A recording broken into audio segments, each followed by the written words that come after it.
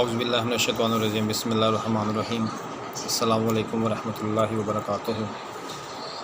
دوستو، آج کا ہمارا موضوع ہے ورم لوزتین اور اس کی افادیت و نقصانات اور اس کا علاج۔ موضوع کا آغاز کرنے سے پہلے تمام دوستوں سے گزارش ہے کہ جن دوستوں نے چینل کو ابھی تک سبسکرائب نہیں کیا وہ چینل کو سبسکرائب کر لیں تاکہ آنے والی ہر ویڈیو آپ تک بآسانی پہنچ سکے۔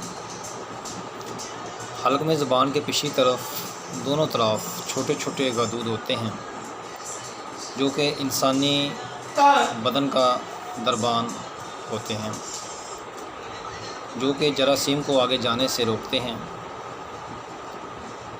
مگر بعض اوقات شدید حملے کی صورت میں یہ خود متورم ہو جاتے ہیں۔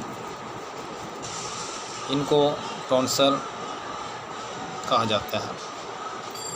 بچوں بڑوں میں زیادہ ہوتا ہے۔ فضائی آلودگی، گرد و غبار، دھواں، زیادہ گرم اور زیادہ ٹھنڈی چیزیں استعمال کرنے سے یہ مسئلہ پیدا ہوتا ہے۔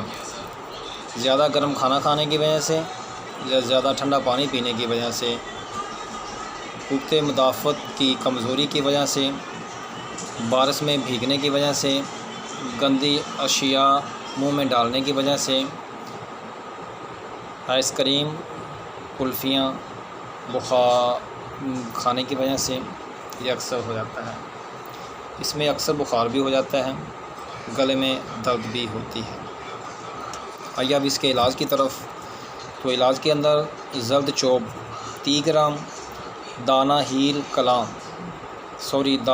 ہولڈ 20 گرام، برگ کوزبان 20 گرام، اکرکرا 15 گرام، مولی 15 گرام اور کشت شیریں 5 گرام۔